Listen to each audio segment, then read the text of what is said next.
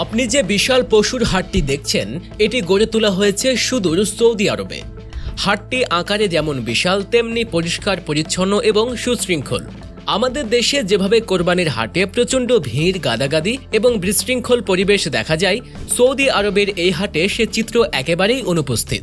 ক্রেতা বিক্রেতারা এখানে অত্যন্ত শৃঙ্খলার সঙ্গে চলাফেরা করেন এবং হাট জুড়ে পরিচ্ছন্নতার দৃষ্টান্ত রচনা করা হয়েছে।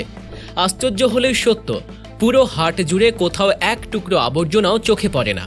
সব কিছুই যেন নিয়মানুবর্তিতার এক নিখুঁত উদাহরণ। হজ উপলক্ষে কোরবানির জন্য যেসব পশু সবচেয়ে বেশি ব্যবহৃত হয় তার মধ্যে ছাগল, দুম্বা ও উট বিশেষভাবে উল্লেখযোগ্য। এই চাহিদা পূরণে মক্কা স্থাপিত বিশাল পশুর হাটে প্রতি বছর বিপুল সংখ্যক পশু আনা হয়। বিশেষ করে আফ্রিকার বিভিন্ন দেশ যেমন সুদান, সোমালিয়া, ইথিওপিয়া ও চাঁদ থেকে সব কোরবানির পশু আমদানি করা হয়। এসব অঞ্চলের পশুগুলো যেমন স্বাস্থ্যবান তেমনি তুলনামূলকভাবে দামেও কিছুটা সাশ্রয়ী, যা সৌদি আরবের বাজারে কোরবানির সময় ব্যাপক চাহিদা তৈরি করে। ফলে হজ মৌসুমে মক্কার এই হাট হয়ে ওঠে আফ্রিকান পশুর এক জমজমাট মিলন মেলা। চলতি বছর বাংলাদেশ থেকে প্রায় ৮৫,০০০-এর বেশি হাজি হজ পালনের উদ্দেশ্যে সৌদি আরবের পবিত্র নগরী মক্কা এসেছেন। তারা সরকারি ও বেসরকারি ব্যবস্থাপনায় হজ পালন করছেন এবং কোরবানির জন্য প্রস্তুতি নিচ্ছেন। বাংলাদেশ থেকে হজ করতে আসা হাজিরা সাধারণত ৩টি বিকল্প উপায়ে কোরবানির পশু ক্রয় করতে পারেন। প্রথমত, তারা সরাসরি মক্কার নির্ধারিত পশুর হাটে গিয়ে নিজের পছন্দ অনুযায়ী কোরবানির পশু কিনে নিতে পারেন। দ্বিতীয়ত, কোনো প্রবাসী আত্মীয় বা পরিচিত ব্যক্তির সহায়তায় আগে থেকেই পশু সংগ্রহের ব্যবস্থা করতে পারেন। এবং তৃতীয়ত, অনেক হাজি ইসলামী উন্নয়ন ব্যাংক IDB এর নির্ধারিত কুপন কিনে থাকেন, যার মাধ্যমে নির্দিষ্ট পরিমাণ অর্থ ব্যয় করে কোরবানির ব্যবস্থা সম্পন্ন করা যায়। এই পদ্ধতিটি সহজ, নির্ভরযোগ্য এবং অনেক হাজির জন্য সময় ও পরিশ্রম বাঁচিয়ে দেয়।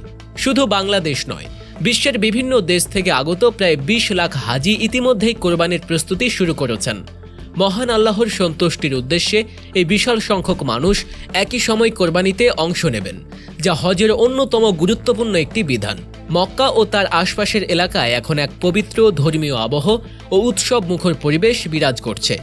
বাঙালি, ভারতীয় এবং দক্ষিণ এশিয়ার অন্যান্য দেশের অধিকাংশ হাজি কোরবানির জন্য সাধারণত ছাগল কিংবা দুম্বা বেছে নেন। তুলনামূলকভাবে উট দিয়ে কোরবানি করার প্রবণতা তাদের মধ্যে কম। এর অন্যতম কারণ হল উটের দাম তুলনামূলকভাবে অনেক বেশি। একটি উটের দাম সাধারণত ৭,০০০ থেকে ৮,০০০ সৌদি রিয়াল পর্যন্ত হয়ে থাকে, যা বাংলাদেশি মুদ্রায় দাঁড়ায় প্রায় ২ লক্ষ টাকারও বেশি। এই উচ্চ মূল্যের কারণে অনেক হাজির পক্ষে উট কোরবানি দেয়া বাস্তবসম্মত হয় না। এছাড়াও কেউ কেউ গরুও কোরবানির জন্য বেছে নেন, তবে তা তুলনামূলকভাবে সংখ্যায় কম। মক্কায় হজের মৌসুমে প্রতি বছর লাখ লাখ কোরবানির পশু জবাই করা হলেও পুরো প্রক্রিয়াটি অত্যন্ত নিয়মতান্ত্রিক ও শরিয়া সম্মতভাবে সম্পন্ন হয়। এখানে রাস্তাঘাট বা খোলা জায়গায় কোথাও পশু কোরবানি দেয়া হয় না, যা ইসলামী পবিত্রতার আদর্শের একটি বাস্তব উদাহরণ। কোরবানির জন্য নির্ধারিত রয়েছে একটি সুবিশাল আধুনিক কসাইখানা, যেখানে অত্যন্ত উন্নত ব্যবস্থাপনার মাধ্যমে প্রতিটি পশু জবাই করা হয়। এই কেন্দ্রটি কেবলমাত্র একটি কসাইখানা নয়, বরং একে বলা চলে একটি পবিত্র দায়িত্ব পালনের কেন্দ্রবিন্দু। এখানে ইসলামী নিয়ম অনুযায়ী পশু জবাই, মাংস প্রক্রিয়াজাতকরণ এবং তা সুষ্ঠুভাবে সংরক্ষণ ও বিতরণের প্রতিটি ধাপ অত্যন্ত সতর্কতার সঙ্গে সম্পূর্ণ করা হয়। কসাইখানার পরিবেশ এতটাই পরিষ্কার পরিচ্ছন্ন ও সুশৃঙ্খল যে সেখানে এক ধরনের আত্মিক প্রশান্তি অনুভব করা যায়। এই ব্যবস্থাপনার পেছনে রয়েছে একটি বড় শিক্ষা। ইসলামে কেবল কোরবানি রক্ত ঝরানো নয়, বরং পবিত্রতা, নিয়ত এবং সুশৃঙ্খলতা সবই গুরুত্বপূর্ণ।